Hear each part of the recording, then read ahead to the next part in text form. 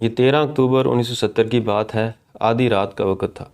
کراچی کے ٹیلی phone exchange پر ایک شکایت موصول ہوئی کہ ٹیلی فون نمبر 417935 پر رابطہ کرنے کی کوشش کی گئی، لیکن کوئی جواب موصول نہیں ہو رہا ہے۔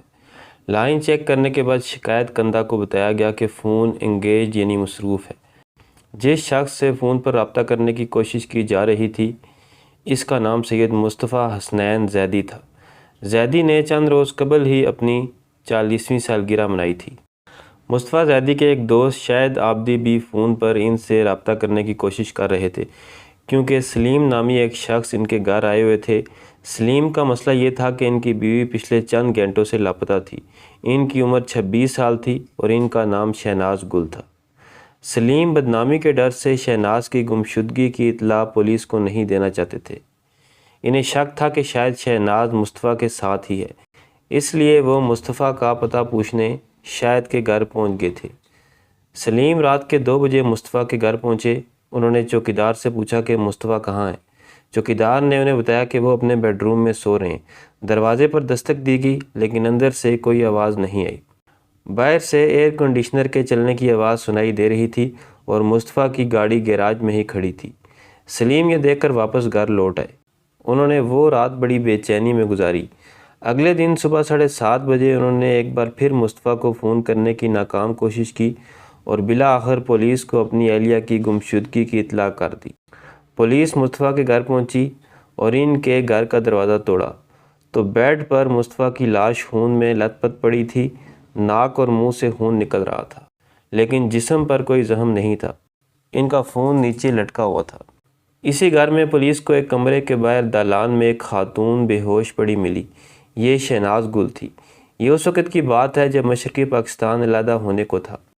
اس واقعے پر حال ہی میں شائع ہونے والی کتاب society girl a tale of sex, lies and scandal کی مصنفہ طوبیٰ مسعود خان کہتی ہیں، ان دنوں مصطفیٰ زیدی بہت پریشان تھے اور شہناز گل سے ملنا چاہتے تھے، لیکن شہناز انہیں ٹال رہی تھی۔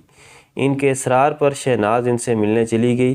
اس کے بعد جو کچھ ہوا وہ آج بھی ایک معمہ ہے۔ یہ موت کسی عام آدمی کی نہیں تھی۔ کچھ عرصے پہلے تک مصطفیٰ زیدی لاہور کے ڈپٹی کمشنر ہوا کرتے تھے۔ ان کا شمار پاکستان کے ممتاز شاعروں میں ہوتا تھا اور مشہور شاعر جوش ملی آبادی ان کے استاد ہوا کرتے تھے۔ خیر، بے ہوش شہناز کو فوری طور پر جناح ہسپتال لے جایا گیا۔ ان کے شوہر سلیم اس وقت ان کے ساتھ تھے۔ جب مصطفیٰ کی لاش ملی تو انہوں نے نیلے رنگ کی قمیض پہن رکھی تھی۔ ان کا بایاں ہاتھ پیٹ پر تھا اور قمیض کے بٹن کھلے ہوئے تھے۔ مصطفیٰ کے بھتیجے شاہد رضا نے عدالت میں اپنی گواہی میں کہا کہ کمرے کا فرنیچر خراب تھا، صوفہ الٹا ہوا تھا اور لیمپ گر چکا تھا۔ 4 درجن کے قریب نیفتھلین کی گولیاں بستر اور فرش پر بکھری ہوئی تھیں۔ کچھ پیالیاں تھیں جن میں کچھ کافی بچی ہوئی تھی۔ فون کے پاس نیلے رنگ کی 3 چھوٹی گولیاں تھیں اور کچھ کاغذات بکھرے ہوئے تھے جن پر مصطفیٰ بظاہر جرمن زبان میں کچھ الفاظ لکھنے کی کوشش کر رہے تھے۔ مصطفیٰ کی وفات کی خبر سن کر معروف شاعر فیض احمد فیض بھی وہاں پہنچے تھے۔ مصطفیٰ کی لاش کا معائنہ کرنے والے ڈاکٹر نے بتایا کہ ان کی موت 18 سے 24 گھنٹے قبل ہوئی تھی۔ مصطفیٰ زیدی کون؟ مصطفیٰ زیدی انڈیا کے شہر الہ آباد کے رہنے والے تھے اور پاکستان جانے سے پہلے وہ تیغ الہ آبادی کے تخلص سے شاعری کرتے تھے۔ ان کا پہلا شعری مجموعہ زنجیریں 1947 میں شائع ہوا، جس کا دیباچہ مشہور شاعر فراق گورکھپوری نے لکھا تھا۔ وہ چھوٹی عمر سے ہی کافی مشہور ہو گئے تھے اور ترقی پسند سوچ رکھتے تھے۔ وہ مارکسزم پر یقین رکھتے تھے۔ انہوں نے تقسیم ہند کے بعد پاکستان آ کر ایک کالج میں پڑھایا اور پھر 1954 میں پاکستان سول سروس میں منتخب ہو گئے۔ مصطفیٰ زیدی کو ایک باصلاحیت افسر سمجھا جاتا تھا اور انہیں تمغہ قائد اعظم سے بھی نوازا گیا۔ انہوں نے 1957 میں ایک جرمن خاتون ویرا سے شادی کی، جس سے ان کے 2 بچے ہوئے۔ دسمبر 1969 میں حکومت پاکستان نے سول سروس کے 303 افسران کو معطل کر دیا۔ مصطفیٰ زیدی ان میں سے ایک تھے۔ ان پر کرپشن کا الزام تھا، لیکن یہ الزام ثابت نہیں ہو سکا تھا۔ شہناز گل۔ جناح ہسپتال میں جب شہناز گل کے معدے کی صفائی کی گئی تو معلوم ہوا کہ انہوں نے لائبریم کی گولیاں کھا رکھی ہیں۔ انہوں نے پولیس کو بتایا کہ انہیں سوائے اس کے کچھ یاد نہیں کہ وہ مصطفیٰ سے ملنے گئی تھی۔ ہسپتال میں بھی انہوں نے وہی کالے کپڑے پہنے ہوئے تھے جس میں وہ مصطفیٰ کے گھر سے ملی تھی۔ ان کے بال بکھرے ہوئے تھے اور چہرہ پھولا ہوا تھا۔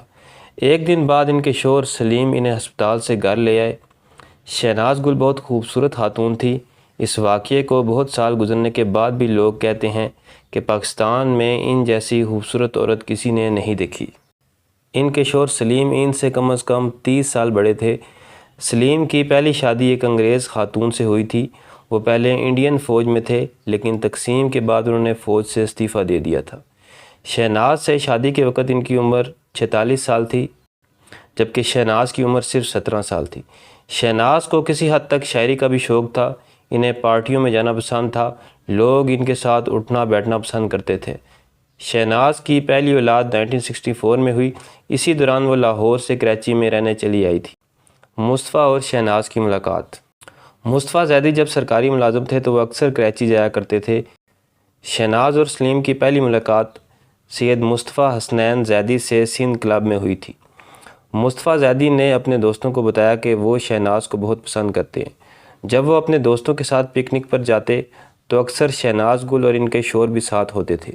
مصطفیٰ کو ان کے قریبی دوستوں نے سمجھایا کہ شہناز شادی شدہ ہے، ان سے تعلقات استوار کرنے سے پہلے وہ اچھی طرح سوچ لیں، لیکن مصطفیٰ نے کسی کی نہیں سنی۔ پھر جب مصطفیٰ لاہور سے کراچی شفٹ ہوئے تو وہاں دونوں کے تعلقات مزید گہرے ہو گئے۔ ہماری تحقیق کہتی ہے کہ کسی بھی مرحلے پر شہناز گل مصطفیٰ زیدی کے لیے اپنی فیملی کو نہیں چھوڑنا چاہتی تھی۔ پہلی ملاقات کے بعد مصطفیٰ اور شہناز اکثر ملنے لگے۔ مصطفیٰ کو جاننے والے لوگ کہتے ہیں کہ انہیں خواتین کے ساتھ فلرٹ کرنے کا شوق تھا۔ مصطفیٰ شہناز کو پیار سے لالی کہتے تھے۔ اس کی وجہ یہ تھی کہ جب بھی وہ شرماتی تھی تو ان کے گال بالکل سرخ ہو جاتے تھے۔ کراچی کے کرسٹین کیلر۔ اس کیس کی تفتیش کرنے والے ڈی ایس پی عبدالرشید کو مصطفیٰ کی الماری سے ایک بریف کیس ملا جس میں ایک پستول اور 25 گولیاں تھیں۔ اس کے علاوہ اس میں کراچی کی کرسٹین کیلر شہناز کے عنوان سے پمفلٹ چھپے تھے۔ اس پمفلٹ میں شہناز کی تصویر تھی۔ مصطفیٰ کی موت سے چند ماہ قبل شہناز یورپ گئی تھی۔ اس دوران مصطفیٰ کو لگا کہ شہناز کا ان کے ساتھ رویہ بدل گیا ہے۔ نہ وہ فون پر بات کرتی تھی اور نہ ہی وہ ان کے کسی حد کا جواب دے رہی تھی۔ یہیں سے ان کا رویہ غصے اور انتقام میں بدل گیا۔ ان کے پاس شہناز کی کچھ تصویریں تھیں۔ کراچی کے ایک پرنٹنگ پریس میں ان کے 4000 پمفلٹ چھاپے گئے جس میں انہوں نے شہناز کو کراچی کی کرسٹین کیلر کہہ کر پکارا۔ انہوں نے لکھا کہ وہ پاکستان کی ہائی سوسائٹی اور اس کے کرداروں کو بے نقاب کریں گے۔ انہوں نے یہ پمفلٹ پرنٹ ضرور کروائے لیکن تقسیم نہیں کیے۔ یہ انہوں نے اپنے ایک دوست کو دکھائے لیکن اس نے کہا کہ تم یہ سب چھوڑ دو۔ کرسٹین کیلر کی بہت سٹوریز ہیں۔ کیلر اس وقت کے صدر پاکستان ایوب خان کی دوست بھی تھی اور اس وقت برطانوی جریدوں کے مطابق دونوں کو پارٹی کے دوران ایک ہی سوئمنگ پول میں دیکھا گیا تھا۔ شہناز گل کی گرفتاری۔ کچھ لوگوں کا خیال تھا کہ اس کیس میں کچھ بھی پیچیدہ نہیں ہے اور یہ دراصل خودکشی ہے، جبکہ کچھ کا خیال تھا کہ مصطفیٰ کی موت کے پیچھے شہناز کا ہاتھ تھا۔ پورے پاکستان میں یہ تاثر زور پکڑنے لگا کہ پولیس شہناز کو بچانے کی کوشش کر رہی ہے۔ مصطفیٰ کے بھائی ارتضیٰ زیدی نے سوال اٹھایا کہ مصطفیٰ نے موت کے وقت ایسے کپڑے پہن رکھے تھے جیسے وہ کہیں جا رہے ہوں۔ اگر یہ خودکشی تھی تو شہناز اور مصطفیٰ نے ایک ہی زہر کیوں نہیں پیا؟ دریں اثنا سندھ اور بلوچستان ہائی کورٹ کے سینئر جج عبدالقادر شیخ نے ایک غیر متوقع قدم اٹھاتے ہوئے سندھ پولیس کے سربراہ کو اس کیس کی اب تک کی گئی تحقیقاتی رپورٹ اپنے سامنے پیش کرنے کا حکم دیا۔ نتیجہ یہ ہوا کہ 5 نومبر 1970 کو مصطفیٰ کے قتل کی فرسٹ انفارمیشن رپورٹ درج ہوئی اور شہناز کے خلاف تعزیرات پاکستان کی دفعہ 302 کے تحت مقدمہ درج کیا گیا۔ اسی رات کرائم برانچ کے اہلکار شہناز کو گرفتار کرنے کے لیے ان کے گھر پہنچے۔ جب پولیس شہناز گل کے گھر پہنچی تو وہ سو رہی تھی۔ جب انہیں بتایا گیا کہ انہیں مصطفیٰ زیدی کے قتل کے الزام میں گرفتار کیا جا رہا ہے تو وہ بے ہوش ہوگی۔ دریں اثنا پولیس نے مصطفیٰ کی لاش کو قبر سے نکالنے اور دوسرا پوسٹ مارٹم کروانے کا فیصلہ کیا۔ پولیس شہناز کو جمشید کوارٹر تھانے لے گئی۔ خواتین قیدیوں کے لیے کوئی علیحدہ رہائش نہیں تھی، اس لیے انہیں تھانے کے برآمدے میں رکھا گیا اور ان پر نظر رکھنے کے لیے ایک خاتون پولیس اہلکار کو تعینات کیا گیا۔ پاکستانی اخبارات میں خبریں شائع ہوتی رہیں کہ شہناز نے کاٹن پرنٹ شدہ شلوار قمیض پہن رکھی تھی۔ وہ لکڑی کے بینچ پر سونے کے بجائے فرش پر سو رہی تھی۔ انہیں 2 کمبل دیے گئے۔ وہ دن میں 5 وقت نماز پڑھتی تھی، اگرچہ اس وقت رمضان کا پہلا ہفتہ چل رہا تھا لیکن وہ روزہ نہیں رکھ رہی تھی۔ شہناز گل پر الزامات ثابت نہیں ہوئے۔ مقدمے کی سماعت کے دوران شہناز اپنے بیان پر قائم رہی کہ ان کا مصطفیٰ زیدی سے گہرا تعلق نہیں تھا اور دونوں کے درمیان جنسی تعلقات نہیں تھے۔ ان کا کہنا تھا کہ مصطفیٰ کی الماری سے ملنے والی تصاویر ان کی نہیں تھی۔ عدالت نے اپنے فیصلے میں کہا کہ مصطفیٰ کے قتل کا کوئی ثبوت نہیں ملا، صرف اس لیے کہ شہناز وہاں موجود تھی۔ یہ فیصلہ نہیں کیا جا سکتا کہ انہوں نے ہی قتل کیا ہے۔ جج قمر ادریس نے کہا کہ میں نے نوٹ کیا ہے کہ مصطفیٰ اپنی موت سے پہلے افسردہ تھے۔ اپنی موت سے پہلے انہوں نے جو الفاظ کہے وہ بتاتے ہیں کہ وہ اپنی جان بھی لے سکتے تھے۔ جج نے کہا، میرا خیال ہے صرف وہاں موجود اس وقت کے شواہد سے یہ ثابت نہیں ہوتا کہ اس کی موت میں شہناز کا ہاتھ تھا۔ استغاثہ ان کے خلاف الزامات ثابت نہیں کر سکا۔ یہ تھی میری آج کی ویڈیو، ملتے ہیں اگلی ویڈیو میں، تب تک اللہ حافظ۔